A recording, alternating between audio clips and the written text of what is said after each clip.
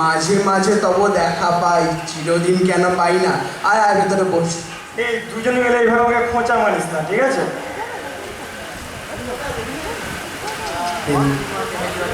প্রেমের জোয়ারে পাল তুলে ভেসেছিস বলে তাচ্ছিল্য করছিস? প্রেম জোয়ারে ভাষা সহজ কথা নয় রে, হরকাল প্লাবনের ভয় থেকেই যায়। প্রেমের মধ্যে রস না থাকলে, প্রেমের মধ্যে ভয় না থাকলে রস নিবিড় হয় না, রবি ঠাকুরই বলে গেছে। লাখ টাকার কথা বললি ভাই। প্রেমের কথাই যখন উঠলো তাহলে কবি সম্পর্কে বলি। কবি তো বহু জায়গায় প্রেমের কবি হিসাবে সমালোচিত সমাদৃত দুই হয়েছেন। আসলে কবি প্রেমে পড়েছেন বারবার, কখনো নিরুপমা, কখনো ক্যামেলিয়া, আবার মেঘলা দিনে কালো মেয়ের কালো হরিণ চোখ দেখে কৃষ্ণকলির দিকেও ছুটে গেছেন। রমণী প্রেম রবীন্দ্র রচনার সিংহভাগ জুড়ে আছে নিঃসন্দেহে, কিন্তু শুধু প্রেমে পড়া নয়, প্রেম হারানো বাঙালি প্রেমিকের দুঃখ ভুলতে শান্তির আশ্রয় সেই রবীন্দ্রনাথ। এই তো কদিন আগে এফবিতে একটা পোস্ট খুব শেয়ার হতে দেখলাম, হয়তো তোরাও দেখে থাকবি। বাঙালির যে ক্ষত বড়দিনে ভালো হয় না তার অব্যর্থ দাওয়ায় কিন্তু রবীন্দ্রসঙ্গীত। আরে হ্যাঁ হ্যাঁ, আমিও দেখেছি ওই পোস্টটা। তাছাড়াও প্রাক্তনের সাথে হঠাৎ দেখা হলে এই লাইনগুলো মনে কোণে নাড়া দিয়ে ওঠে। তাই যে প্রশ্নটার জবাব এতকাল থেমে আছে, শুনবো তোমার মুখে। সত্য করে বলবে তো? আমি বললে বলবো। বাইরের আকাশের দিকে তাকিয়েই শুরু করি। আমাদের গেছে যেদিন একেবারেই কি গেছে, কিছুই কি নেই বাকি। একটুকু রইলেন চুপ করে, তারপর বললেন রাতের সব তারাই আছে দিনের আলোর গভীরে। আসছে আসছে।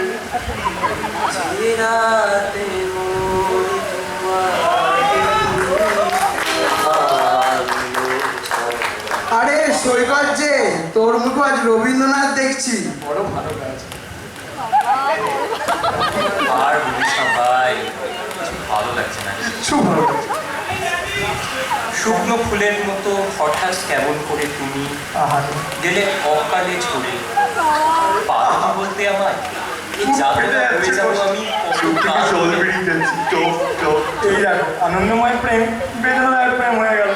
7 এপ্রিল যে ওয়ার্ল্ড হেলথ ডেতে কম্পিউটার সেমিনারটা হলো, কি শিখলি ভাই, কি শিখলি? ভাই, বাঙালির কাছে রবীন্দ্রসঙ্গীতের থেকে অ্যান্টি ডিপ্রেশন আর কিছু হয় না, তাই 5টা ক্ষতিকারক ওষুধ খাওয়ার থেকে রাতে শুতে যাওয়ার আগে রবিবাবুর স্মরণ নয় বেটার নয় কি? হ্যাঁ। কিরে সরজিৎ, ঠিক বললাম তো? Exactly my point.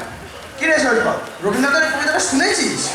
আমার সকল কাটা ধন্য করে ফুটবে গো ফুল ফুটবে, আমার সকল ব্যথা রঙিন হয়ে গোলাপ হয়ে উঠবে, আমার অনেক দিনের আকাশ চাওয়া আসবে ছুটে দক্ষিণ হাওয়া, হৃদয় আমার আকুল করে সুগন্ধন উঠবে।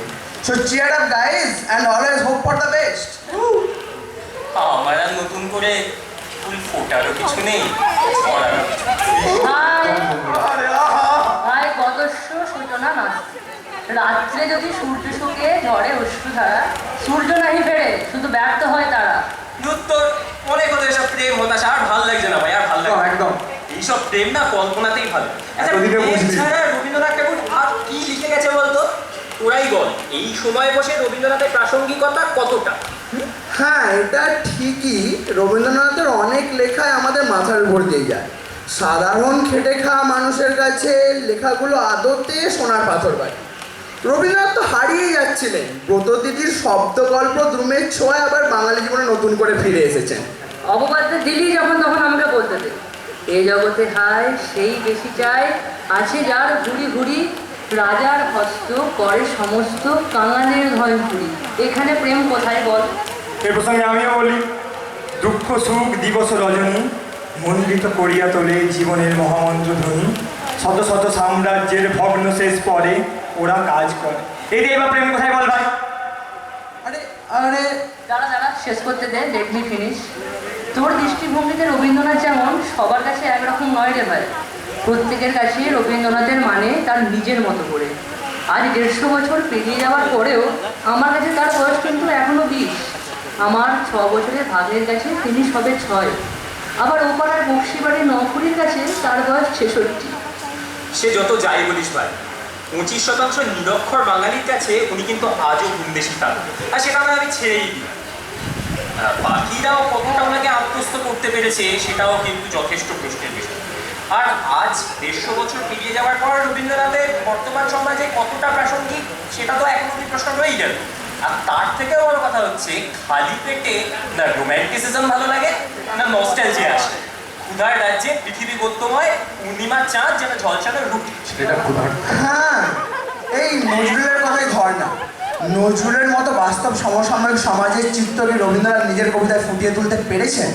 শোন তবে ওই লাইন, মাতা কয় ওরে চুপ হতভাগা, স্বরাজ আসে যে দেখছে, ক্ষুধাতুর শিশু চায় না স্বরাজ, চায় দুটো ভাত একটু নুন, বেলা বয়ে যায় খায়নি কো বাছা, কচি পেটে তার জলে আগুন, কেঁদে ছুটে আসি পাগলের প্রায়, স্বরাজের নেশা কোথা ছুটে যায়, কেঁদে বলি ওগো ভগবান তুমি আজও আছো কি, কালিও চুন কেন ওঠে না কো তাহাদের গালে, যারা খায় এই শিশুর খুন, মার বুক হতে ছেলে কেড়ে খায়, মোরা বলি বাঘ খাও হে ঘাস, হেরেনু জননী মাগিছে ভিক্ষা, ঢেকে রেখে ঘরে ছেলের লাশ।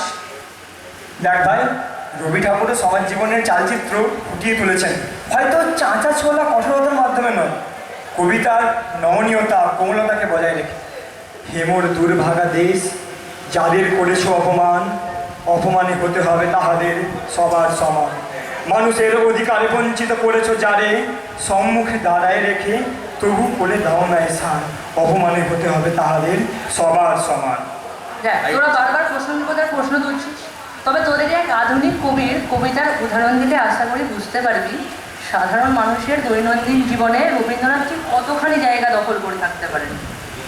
কবি আপনার জানার কথা নয়, আমরা জানি, আমরা দেখেছি অনটন আর নিরুপায় দারিদ্র কি ভয়ঙ্কর আগ্নেয় শক্তিতে জ্বালিয়ে পুড়িয়ে দিয়েছে আমাদের নিরন্ন জীবনকে। তবু যখন দিনগত পাপক্ষয়ে রূপান্তে এসে একটুখানি মাটির দাওয়ায় বাবা বসতেন, চৈত্রের সন্ধ্যার বাতাস কপালে নিয়ে, তখন নুয়ে পড়া দুমড়ে যাওয়া হতমান মানুষটি কি বিশ্বাসে যে গেয়ে উঠতেন, নাই নাই ভয়, হবেই হবে জয়, খুলে যাবে এই দ্বার, গাইতেন। আর তার গাল বেয়ে নেমে আসতো ব্যথার অশ্রুধারা। সব হারিয়েও বাবার বুক জুড়ে ছিলেন আপনি। অথবা ওই লাইনগুলো, কলকাতা থেকে যখন দাদার মৃত্যু সংবাদ এলো, ছুটে গেছিলাম সেখানে, গঙ্গার তীরবর্তী শ্মশানে দাঁড়িয়ে হু হু করে কান্নায় ভেসে গেছিল আমার বুক। একা, একেবারে একা মনে হয়েছিল নিজেকে সারা পৃথিবীতে। আর ঠিক আশ্চর্য সেই গধূলি লগ্নে প্রকৃতির সবটুকু মায়াকে সাক্ষী রেখে ওপারে বেজে উঠেছিল তোমার গান, ঘাসে ঘাসে পা ফেলেছি। অমনি আমার সমস্ত অন্ধকার, সমস্ত গ্লানি কোথায় যেন দূরে হারিয়ে যেতে লাগলো। জীবনের কি এক আশ্চর্য বিশ্বাস তখন এসে স্পর্শ করলো আমায়।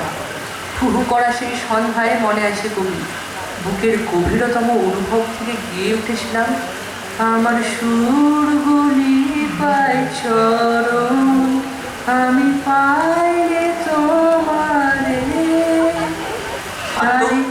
অনেক তো বললি, রবীন্দ্রনাথ নিজেই বলে গেছে, তাই আমি মেনে নিই সেই নিন্দার কথা, আমার সুরের অপূর্ণতা। আমি জানি, আমার কবিতা জানি আমি গেলেও বিচিত্র পথে হয় নাই সে সর্বত্র গান। আচ্ছা, ওরে এটা কবির মহানুভবতা। তোদের আধুনিক কবির কাছে এহেন আত্মসমালোচনা দুরাশা। ঐক্যতার এই লাইনগুলো সামনে রেখেছিস, তবে এটা ভুলে গেলি, আমি পৃথিবীর কবি, যেথা তার যত উঠে ধ্বনি, আমার বাঁশির সুরে সারা তার জাগিবে তখন। আচ্ছা, বুঝে গেছি ভাই। শুভ, রবীন্দ্রনাথ তোর শরীরে অঙ্গীভূত হয়ে গেছে, রবীন্দ্রনাথ তোর শরীরে আত্মীকরণ হয়ে যাক, এতে আমাদের কোনো সমস্যা নেই। কিন্তু পরের দিন যখন তোর গার্লফ্রেন্ডকে তুই লাল গোলাপটা নিয়ে প্রপোজ করতে যাবি, তখন যেন আমারও পরানো যাহা চায় গানটা তুই শোনা। ভাই, এটা ঠিক হচ্ছে না। হয়ে যাচ্ছে ভাই, গার্লফ্রেন্ড এখানে করতে গেলে। শোন সরজিৎ, তাহলে তুইও পড়াচ্ছিস, সিটুতে নিয়ে যাবি আর নুন ফ্যান ভাতের ট্রিট দিস। আর ব্যাকগ্রাউন্ডে কি বাজাবি বলতো? শ্যামা মা কি আমার কালো রে। জয় শ্যামা মা, জয় শ্যামা মা। এটা অনেক কালো, আমার গার্লফ্রেন্ড এখানে কি করে এলো? আমার গার্লফ্রেন্ড আমার মতো কালো না, এগুলো ঠিক হচ্ছে না, মারা যাচ্ছে। আবার সেই গার্লফ্রেন্ড। ভাবলাম কোথায় আজকে একটু রবীন্দ্রনাথ নিয়ে কত সুন্দর আলোচনা ছিল, এরা কোনোভাবেই বেরোতে দেবে নাই। সরি ভাই, সরি ভাই, বল উঠিস না ভাই, সরি ভাই, ভুল হয়ে গেছে, আর কোনো গার্লফ্রেন্ড টার্লফ্রেন্ড নয়, যেখানে ছিলাম সেখানেই ফিরে আসছি। আচ্ছা সরজিৎ, তুই বল, কলেজে তো এত অনুষ্ঠান হয়, তাতে এত ইনোভেশন শব্দ থাকছে, তাতে কে শুনিস? এখন উদ্বোধনী সঙ্গীত পরিবেশনায় অমুক কমার তুমুক কি পরিবেশন করে? আগুনের পরশমণি কিংবা আনন্দলোকে। বা ধর নৃত্য পরিবেশনায় তমুকশ্রী অমুক সঙ্গীত কি থাকে? আই তবে সহচরী কিংবা মমচিত্তে নিতে। মানে হলো এটাই, গণেশ পুজো ছাড়া যেমন বাঙালির কোনো পুজো শুরু হয় না, তেমন রবীন্দ্রনাথ ছাড়াও বাঙালির কোনো অনুষ্ঠান চলে না ভাই। কই এত তো এলো নচিকেতা, কবির সুমন, রূপম, অনুপম, কই তাদের তো কেউ বোঝে না। এই শোন, তাহলে তুই ভাই বলি, তোর আধুনিক সমাজ সম্পর্কে কোনো আইডিয়াই নেই। বর্তমান মিউজিক কনসার্টগুলো দেখেছিস, সেখানে রূপম অনুপমকে কত গুরুত্ব দেওয়া হয়, যা খুশি তাই বলে যাচ্ছিস। ভাই, ফর ইউর কাইন্ড ইনফরমেশন, যে রূপমের কথা তুই বলছিস, সেও কিন্তু তার মিউজিক ক্যারিয়ার একজন রবীন্দ্র গায়ক হিসেবে শুরু করেছিল। ভাই, সোনার চামচ মুখে নিয়ে জমিদার বংশে জন্মেও রবীন্দ্রনাথ কিন্তু আঁকলামি ছেড়ে রাঙামাটির পথে একতলা সুরে মেতেছিলেন। তিনি সমাজটাকে অপটিমিস্টিক ওয়েতে দেখাতে চেয়েছিলেন, একটা হাফ ফিল্ড ক্লাসের মতো দেখিয়েছিলেন। আর এই কারণে তিনি রবীন্দ্রনাথ, তিনি কবিগুরু, তিনি নোবেল জয়ী। বলে তো ফোন আসছে দেখ। লাল ফোন।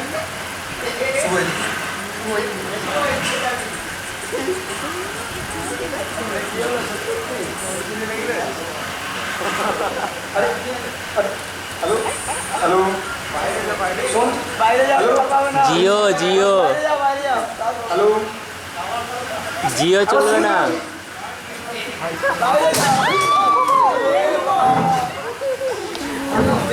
ভাই কি হলো ভাই? শোনো ভাই, breakup breakup, I mean Honey Singh. Rabindranath বক্তা থেকে সোজা হানি সিং।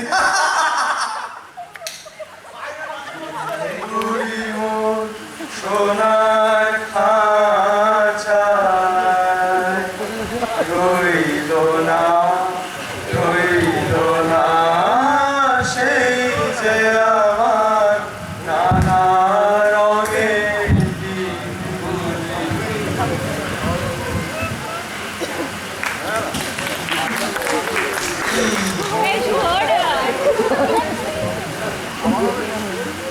আজকের আলোচনা চক্রে রবীন্দ্রনাথ আধুনিক জীবনে কতটা প্রাসঙ্গিক তার উত্তর আমরা খুঁজে পেলাম না ঠিকই। 26 নম্বর রুমে হয়তো সেই উত্তর বেরোলো না, কিন্তু সেই যুগে দাঁড়িয়ে তিনি যা সৃষ্টি করেছেন তা আজও কালজয়ী। কিন্তু আধুনিক সৃষ্টি সম্ভার কতটা সৃষ্টির উৎকর্ষতায় ঋদ্ধ আর কতটা জনমোহিনী ছোঁয়ায় জনপ্রিয়, তার একটা বিরাট প্রশ্নচিহ্ন রয়েই গেল। এটা আমাদের সমাজের পদোন্নতি না সুস্থ মানসিকতার পদস্খলন, তা আপনারাই বিবেচনা করবেন। শেষ হয়েও হইল না শেষের মতো, আর কয়েকটা কথা বলে দিতে চাই। রবীন্দ্রনাথ বাঙালির জীবনে ছিলেন, আছেন, থাকবেন। বাঙালির হাতের লেখা রবি ঠাকুরের, বাঙালির ভাষা রবি ঠাকুরের, বাঙালির প্রেমের চিঠিতে রবি ঠাকুর, পরীক্ষার খাতায় রবি ঠাকুর, বাঙালির স্বদেশ প্রেমে রবি ঠাকুর, বাঙালি সভ্যতাকে দানবের হাত থেকে ছিনিয়ে নেওয়ার সংগ্রামে রবি ঠাকুর। তাই কালের কালাপাহাড় এসে কোনোদিন যদি ভারতবর্ষ থেকে সমস্ত ঠাকুরের পুজোর প্রদীপ নিভিয়েও দেয়, তবুও একটি ঠাকুরের বেদি চিরকাল থাকবে মাটির সাথে গাঁথা। কোন ঠাকুর? তিনি হলেন আমার আপনার রবি ঠাকুর। ধন্যবাদ। ধন্যবাদ।